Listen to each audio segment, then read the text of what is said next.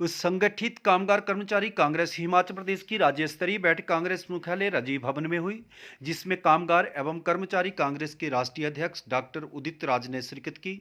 बैठक में कांग्रेस की प्रदेश अध्यक्ष व सांसद प्रतिभा सिंह भी मौजूद रही।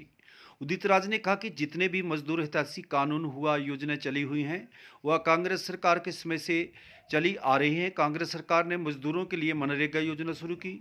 कोरोना काल में ये स्कीम मजदूरों के लिए कारगर सिद्ध हुई है, लेकिन मोदी सरकार ने मनरेगा का बजट घटाकर मजदूरों के साथ धोखा किया है। मनरेगा से 15 करोड़ परिवार जुड़े हैं, लेकिन जो बजट पहले 110 करोड़ या उसे घटाकर मोदी सरकार ने 60 करोड़ किया है। जितने भी मजदूरों के लिए कानून बने हैं वह कांग्रेस के समय बने हैं। उन्होंने कहा कि वह प्रदेश की जनता के शुक्रगुजार हैं कि उन्होंने यहाँ कांग्रेस को चुना। बीजेपी सरकार सब कुछ अडानी के हाथों में सौंप रही है। मजदूरों का शोषण हो रहा है। असंगठित मजदूरों को संगठित करने की जरूरत है। वहीं राहुल गांधी पर कोर्ट के फैसले को प्रायोजित बताया है। उन्होंने कहा कि जिस जज ने फैसला सुनाया है वह पहले अमित शाह का वकील थे। इससे अनुमान लगाया जा सकता है कि यह फैसला प्रायोजित व गलत ही होगा। तो अब हमने इनको बुलाया है, बैठ के इनसे बात करेंगे। हमें खुशी है कि हमारे अध्यक्ष दिल्ली से आए हैं, तो ये भी इस मीटिंग में भाग लेंगे और निर्देश देंगे ताकि सभी अपना अपना कार्य शुरू करें और फील्ड में काम करें। योजनाओं के बारे में हमने डिस्कशन करना है और वो लाभ उनको जो मिलना चाहिए उसके लिए हम लड़ाई लड़ेंगे और वो लाभ उनको अवश्य दिया जाएगा। मैम, नगर निगम में भी जीत सुनिश्चित की जाएगी कांग्रेस? ऐसा है, आप सभी जानते हैं कि पिछले विधानसभा भी हमने उसमें जीत हासिल की है। उसी तरह जो ये कॉरपोरेशन का इलेक्शन है वो भी हमारे लिए बहुत महत्वपूर्ण है। हमने कैंडिडेट्स की सिलेक्शन इस बात को ध्यान में रखते हुए की है कि विनेबल जो कैंडिडेट होगा उसको हम मैदान में उतारेंगे। तो हमें खुशी है कि अच्छे लोग जिन्होंने पार्टी के लिए टाइम भी दिया है, काम भी किया है, वो लोग आगे आए हैं। अब उनको जिम्मेवारी दी गई है और मुझे पूर्ण विश्वास है जिस तरीके का काम उन्होंने किया है और कर रहे हैं, इससे वो अवश्य कॉरपोरेशन में जीत हासिल करेंगे और कांग्रेस अवश्य इस चुनाव में सफल होगी और हम ही म्युनिसिपल कॉरपोरेशन के चुनाव को जीतेंगे। अनऑर्गेनाइज्ड सेक्टर सबसे बड़ा सेक्टर है। भारत सरकार खुद 39 करोड़ 39 करोड़ अनऑर्गेनाइज्ड वर्कर्स को रिकॉग्नाइज करती है और करीब 30 करोड़ अनऑर्गेनाइज्ड वर्कर्स असंगठित कामगार ई श्रम पोर्टल पर रजिस्ट्रेशन कर चुके हैं।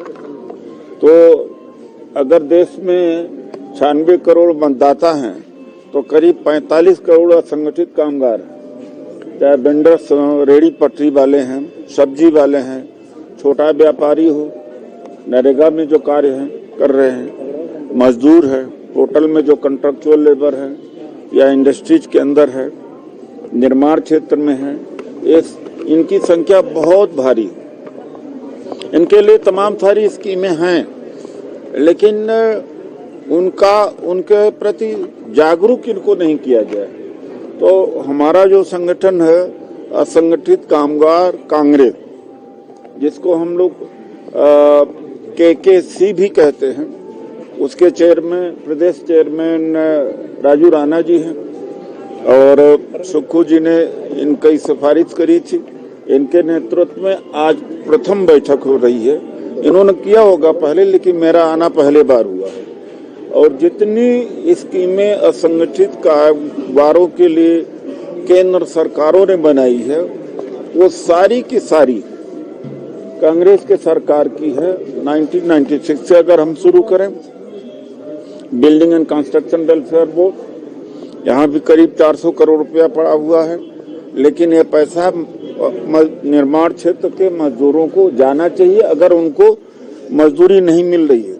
लेकिन अवेयरनेस नहीं, पैसा कहीं लैप्स हो जाता है या कैरी फॉरवर्ड होता रहता है।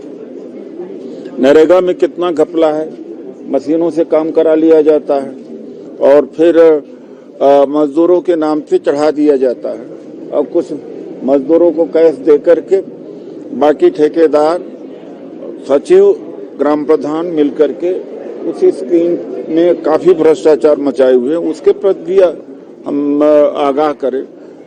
हमारी ही सरकार ने 2013 में केंद्र सरकार ने वेंडर एक्ट पास किया था। जो वेंडर्स होते हैं, जैसे शिमला में है, इनके वेंडर्स का नगर पालिका के क्षेत्र में इनको अक्सर परेशान किया जाता है, चाहे पुलिस परेशान करती, चाहे कारपोरेशन के लोगों को। लेकिन जब इनके अधिकार हैं, अगर उसकी जांच करके इनको जगह अलॉट किया जाना चाहिए, तो अब 2.5% आप कारपोरेशन की लैंड, म्युनिसिपल कारपोरेशन की लैंड पर इनको दुकान लगाने का अधिकार है। लेकिन अक्सर वायलेशन हम देखते हैं। आज इन्हीं मुद्दों पर मैं अपने कार्यकर्ता साथियों के साथ में चर्चा करेंगे। देखिए, राहुल जी के बारे का जो मामला कल सूरत में डिसमिस हुआ है वो गलत है।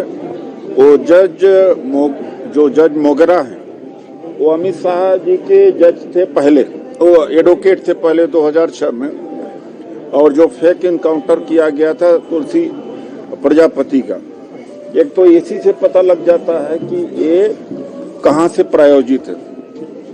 दूसरी बात है, जब भी कोई डिफेमेशन का केस होता है तो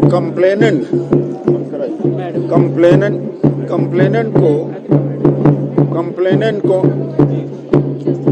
पार्टी होना चाहिए, कंप्लेनेंट प्रभावित होना। अब जज कहते हैं कि नरेंद्र मोदी जी का अपमान हुआ, तो नरेंद्र मोदी जी को फाइल करना चाहिए था, लेकिन वो तो फाइल नहीं किए। और जज साहब ने 13 करोड़ मोदी निकाल दिए इस देश में। कहां से इतना मोदी पैदा हो गए भाई?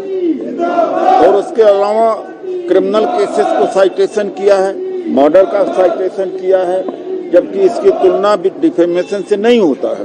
तो जो कल जजमेंट आया है वो गलत जजमेंट है और प्रायोजित जजमेंट है, प्राइम मिनिस्टर ऑफिस के द्वारा डिक्टेटेड जजमेंट।